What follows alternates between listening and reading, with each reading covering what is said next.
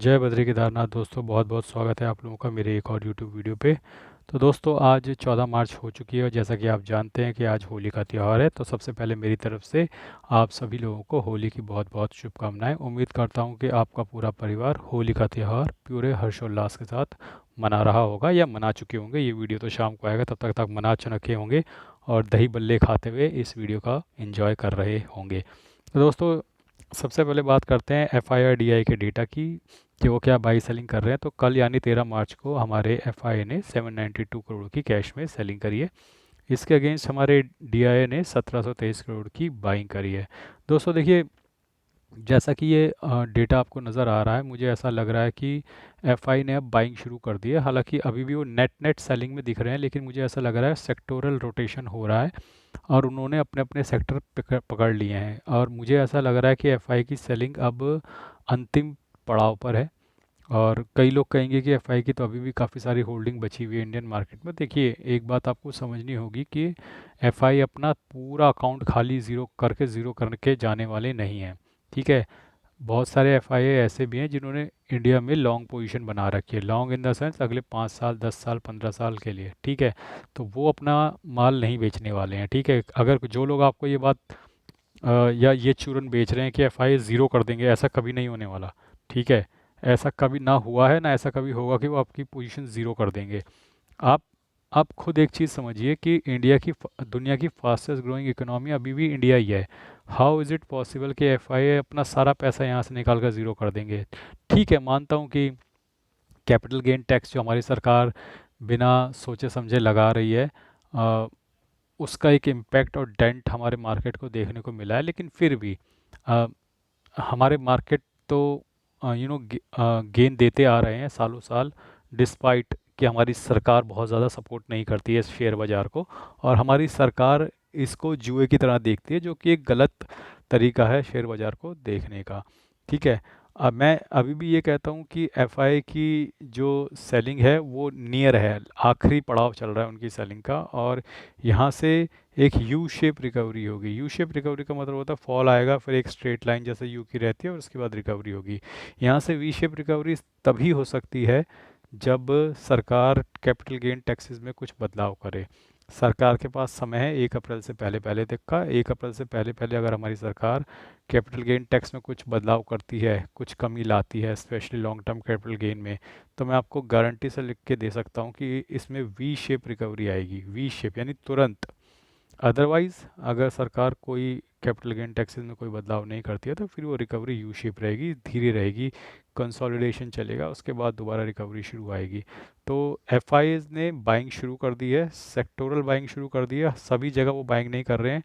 कुछ सेक्टरों में उन्होंने पहले बेचा, कुछ सेक्टर में बाद में बेचा। जिन सेक्टर में उन्होंने पहले बेचा वहाँ उन्होंने बाइंग शुरू कर दिया। जिन सेक्टर में उन्होंने आखिरी में बेच रहे हैं वहाँ इस वक्त सेलिंग चल रही है।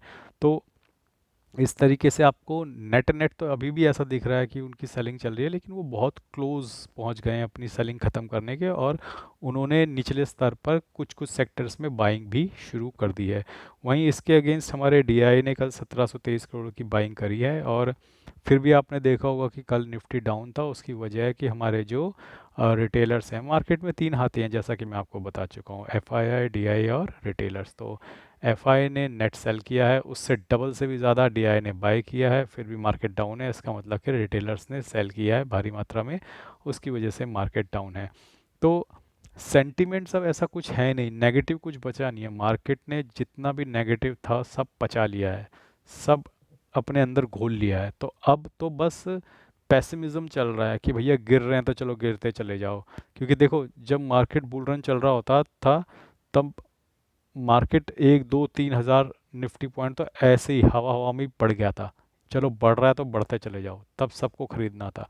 उसी तरीके से जो अंतिम गिरावट होती है उसमें ऐसा ही होता है, जब गिर गिर के भी थक जाते हैं लोग तो पेसिमिज्म में सब कहते हैं चलो गिर रहा है तो और गिर जाते हैं। तो नेगेटिव तो है ही, थोड़ा और नेगेटिव बन जाते हैं। तो अब अगर जो फॉल आता है, अब मैं आपको एक बात साफ साफ बता देता हूँ, अब जो फॉल आएगा तो उसमें जो स्विंग लो आया था इलेक्शन वाला 21,200 या 300 के आसपास, वही लोएस्ट लेवल होगा। अगर आया तो उसके नीचे मार्केट नहीं जाएगी। I can give it you in writing. ठीक है, तो ये बहुत बड़ी बात मैं बोल रहा हूँ। उम्मीद करता हूँ कि मैं गलत साबित ना हूँ। जो इलेक्शन का स्विंग लो आया था, स्विंग लो या आप समझते हैं, एक तो क्लोजिंग लो होता है जो 21,800 था, लेकिन स्विंग लो था जब मार्केट उसी दिन 21,200 या 250 तक गई थी। तो 21,200 आप पकड़ लो, तो वो उसके नीचे मार्केट नहीं जाने वाली किसी भी परिस्थिति में। ये मैं आपको लिख के दे सकता हूँ। जो भी लोग 21,000 बोल रहे हैं, 20,000 बोल रहे हैं, 19,000 बोल रहे हैं, लेट देम से व्हाट दे वांट टू से। मैं बोल रहा हूँ इलेक्शन का जो स्विंग लो था उससे नीचे मार्केट नहीं जाने वाली। ठीक है। ये तो रही बात अपने एफ आई डी आई की, बाई सेल के डेटा की। आइए अब अपना शेयर्स का पोर्टफोलियो भी मैं दिखा देता हूँ, क्योंकि मार्केट बंद है। तो आप देख सकते हैं कि जो मेरा डाबर का शेयर 9% के नुकसान पे, एच डी एफ सी का शेयर 20% के नुकसान में, Ircon 41%, C P S C T of 5%, bank bees 1%, mid cap 150 bees 15%, Genus power 47%, Tata motor 19%, Nifty bees 1%, Reliance 3%, IndusInd bank 40%। तो आप यहाँ पे देख सकते हैं कि जो मेरा 50% से भी ज़्यादा पोर्टफोलियो वो रिलायंस में है, और रिलायंस सिर्फ 3% डाउन है। तो एक बार रिलायंस रिकवर हो जाता तो मेरा पूरा पोर्टफोलियो रिकवर हो जाएगा, और कुछ शेयर्स अगर लॉस में रह भी जाते हैं तो उनका लॉस भी रिलायंस के प्रॉफिट में एडजस्ट हो जाएगा, उसके बाद भी मैं प्रॉफिटेबल रहूँगा। तो मोटा डेंट जो मुझे लगा है वो इंडसइंड बैंक में लगा है, विच वाज अनएक्सपेक्टेड। मतलब किसी को नहीं पता था कि ऐसा कुछ होने वाला है। इनफैक्ट हम लोग, आप, मैं, हम लोग जो म्यूचुअल फंड्स रहते लेते हैं उनमें भी बहुत तगड़ी होल्डिंग है इंडसइंड बैंक की। तो ये कहना गलत नहीं होगा कि हम सभी को इसका हिट लगा हुआ है। चलिए, मैंने तो अलग से शेयर भी ले रखे हैं थोड़े बहुत, 20-25, लेकिन हम सब ने जो म्यूचुअल फंड्स में हैविली इन्वेस्ट किया हुआ है, हमारे म्यूचुअल फंड हाउसेज ने भी इंडसइंड बैंक में इन्वेस्ट किया हुआ है। इनफैक्ट म्यूचुअल फंड हाउसेस का एक चहेता शेयर है इंडसइंड बैंक। चहेता इसलिए कहूँगा क्योंकि ये पिटा हुआ था।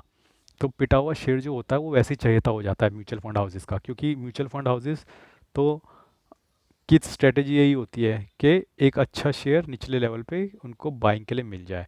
तो पिटा हुआ तो था ही, है 20-22% तो डाउन था ऑलरेडी। तो म्यूचुअल फंड हाउसेस तो ऐसे ही शेयर्स को ढूंढ रहे होते हैं, निफ्टी 50 का शेयर, यानी टॉप 50 कंपनियों का शेयर, और निचले स्तर पर मिल जाए 20-25% नीचे। तो इंडसइंड बैंक तो था ही पिछले एक महीने से इस स्तर पे अवेलेबल। तो सारे म्यूचुअल फंड हाउसेस ने इंडसइंड बैंक अपने पोर्टफोलियो में रखा हुआ था, और अब सभी के पोर्टफोलियो पर डेंट लगा है। हाथ हालांकि म्यूचुअल फंड में ये होता है कि वहाँ तो 50-100 शेयर होते हैं, तो 1-2% का हिट लगता है। तो ऐसा नहीं है कि पूरी वैल्यू ज़ीरो हो गई तो वो पूरा 1-2% का हिट भी नहीं होगा। तो मैक्सिमम होल्डिंग भी किसी की रही होगी तो 1.5-2% से ऊपर नहीं रही होगी, उसमें से भी 20% का हिट लगा है। तो आप समझ सकते हैं कि म्यूचुअल फंड में वो चीज़ें एडजस्ट हो जाती हैं, लेकिन जब आप सिंगल शेयर लेते हैं तो वहाँ पर रिस्क ज़्यादा होता है।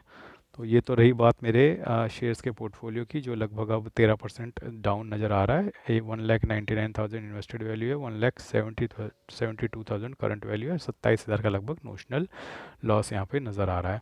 आइए चलते हैं अपने म्यूचुअल फंड पोर्टफोलियो के, जो कि ग्रो ऐप पे है। कल मुझे ग्रो ऐप पे लगभग 10,831 रुपये का नोशनल लॉस हुआ है। लगभग 3,91,170 मेरा नेगेटिव रिटर्न बना हुआ है। इन्वेस्टेड वैल्यू 27,45,000 है, करंट वैल्यू 23,54,000 है। आइए मैं एक बार सॉर्ट कर देता हूँ, देखता हूँ क्या किसी म्यूचुअल फंड ने कल मुझे पॉजिटिव रिटर्न दिया है। जी हाँ, मोतीलाल ओसवाल डिफेंस ने कल 317 रुपये का नोशनल गेन दिया है। H D F C defence ने 36 रुपये का नोशनल गेन दिया है। Invesco India P S U ने 33 रुपये का नोशनल गेन दिया है। और Aditya Birla sun life P S U ने कोई मुनाफा नफा नुकसान ज़ीरो दिया है। इसके अलावा जितने भी म्यूचुअल फंड्स हैं, आप देख सकते हैं लाइन लगा के नीचे, सब ने मुझे नुकसान यानी नोशनल लॉस ही दिया है। धीरे धीरे करके मैं आगे बढ़ाता जा रहा हूँ। आप देख सकते हैं कि सबसे नीचे आपको मिड कैप, स्मॉल कैप और इंफ्रास्ट्रक्चर के म्यूचुअल फंड्स नज़र आएंगे। और पराग पारिक में भी अच्छी खासी गिरावट होने लग गई है, क्योंकि यूएस मार्केट भी क्रैश कर रहा है। तो दोस्तों, ये तो रही बात मेरे ग्रो ऐप की म्यूचुअल फंड पोर्टफोलियो की। अब आ जाते हैं अपने इंड मनी ऐप के म्यूचुअल फंड पोर्टफोलियो पे। तो इंड मनी ऐप के म्यूचुअल फंड पोर्टफोलियो में आप देख सकते हैं कि 1,52,000 करंट वैल्यू है। इन्वेस्टेड वैल्यू 1,60,000 है। नेगेटिव रिटर्न्स 4% के बने हुए हैं। और मार्च में मेरी 77,100 की एस आई पी हैं, जिसमें 27,700 की एस आई पी कम्प्लीट हो चुकी हैं। और यहाँ पे आप देख सकते हैं जो भी म्यूचुअल फंड्स हैं उनमें क्या क्या नफ़ा नुकसान रहा।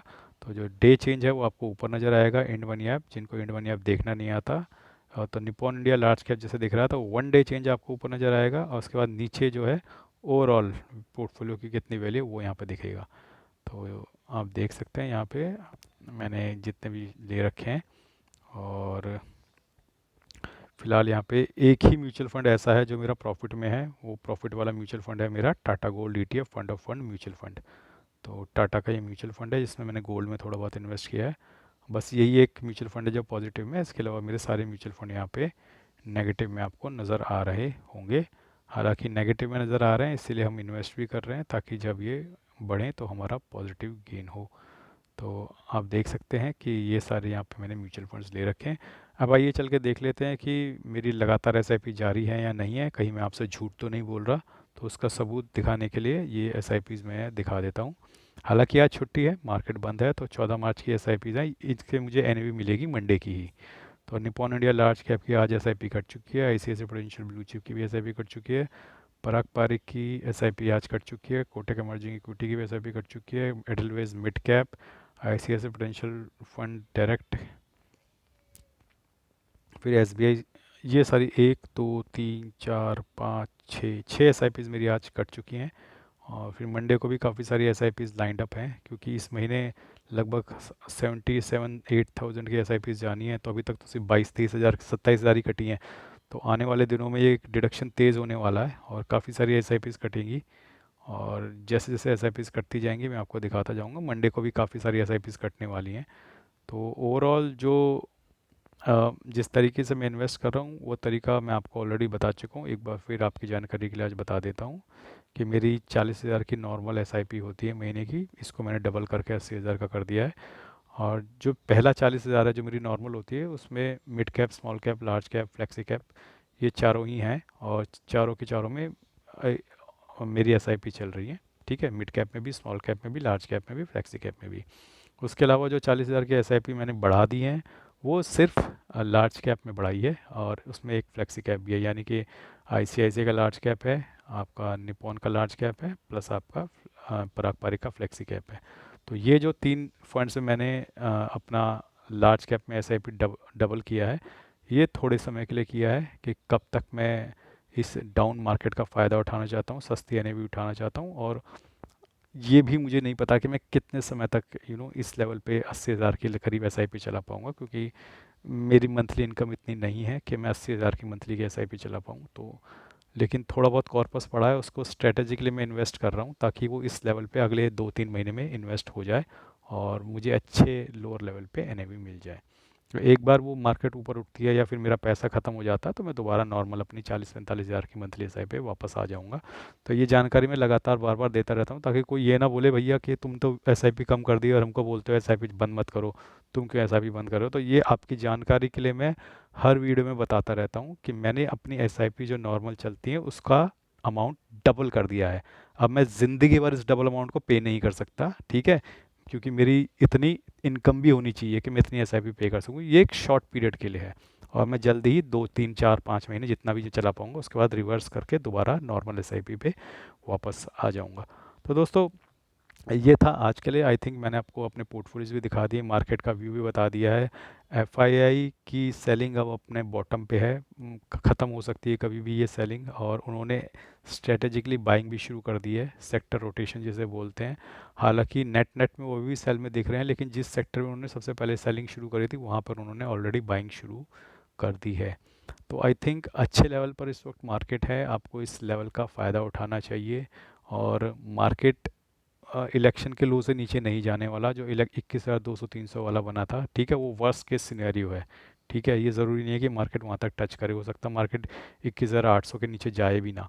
तो मार्केट फ़िलहाल दोबारा से डाउन ट्रेंड में है, और जो ट्रंप का टैरिफ का जो वॉर चल रही है उसकी वजह से नेगेटिव न्यूज़ चल रही है, और ये चलती रहेगी। 2 अप्रैल तक आई थिंक उसे फाइनलाइज करना है, तब तक पिक्चर भी क्लियर हो जाएगी। तो जितना वॉलेटाइल मार्केट रहेगा आने वाले दिनों में, स्पेशली बिफोर 2 अप्रैल, उस वॉलेटिलिटी का फ़ायदा उठाइए। मार्केट अगर नीचे जाता है तो वहाँ पे बाइंग कीजिए। अपनी SIPs जो चल रही हैं उन्हें मत रोकिएगा, कोशिश कीजिए कि अपनी SIPs डबल करें। और एक बात मैं आपको फिर से बता दूं कि मैं सेबी रजिस्टर्ड फाइनेंशियल एडवाइज़र नहीं हूं। तो आप अपने फाइनेंशियल एडवाइज़र और अपनी बुद्धि से ही इन्वेस्ट करें। बिल्कुल ये कोशिश ना करें कि आप मुझे कॉपी करें, क्योंकि मैं एक्सपर्ट नहीं हूँ। मैं अपनी बुद्धि से जैसा मुझे ठीक लगता है मैं इन्वेस्ट करता हूँ। सालों से मैंने ऐसा ही किया है। ये मेरा नया पोर्टफोलियो है। ग्रो ऐप का पोर्टफोलियो 1 साल पुराना है, एंड मनी का 2 महीने पुराना है। और मैं अपने एनालिसिस खुद करता हूँ, जैसा मुझे लगता है उसके अकॉर्डिंग इन्वेस्ट करता हूँ। आपको बिल्कुल भी ज़रूरी नहीं है कि आपको बिल्कुल मुझे कॉपी करना ही है। आप अपनी बुद्धि से या अपने फाइनेंशियल एडवाइज़र की सलाह से इन्वेस्ट कर सकते हैं। बाकी साथ ही वीडियो में कुछ म्यूचुअल फंड या फाइनेंशियल प्लानिंग से रिलेटेड लिंक्स दिए गए हैं बुक्स के, या फिर और कोई। अगर आप चाहें तो उन्हें बाय कर सकते हैं, और आप जो भी चीज़ें बाय करते हैं उस पे मुझे कमीशन मिलता है। तो आप ज़रूरी नहीं है कि बुक्स ही बाय करें। मेरे लिंक पे क्लिक करके, जो स्क्रीन पे भी आपको नज़र आ रहा होगा फ्लिपकार्ट का, इस लिंक के थ्रू अगर एक बार आप एंटर हो जाते हैं, उसके बाद कुछ भी खरीदते हैं, तो भी मुझे कमीशन मिलता है। दिस इज़ अ ट्रांसपेरेंसी जो यूट्यूब बोलता है कि आपको अपने सब्सक्राइबर को बता देना चाहिए। तो उसी ट्रांसपेरेंसी का मैं पालन करते हुए आप लोगों को ओपनली ये सब चीज़ें बता देता हूँ। तो दोस्तों आज के लिए बस इतना ही। धन्यवाद। Good bye. जय बद्री केदार।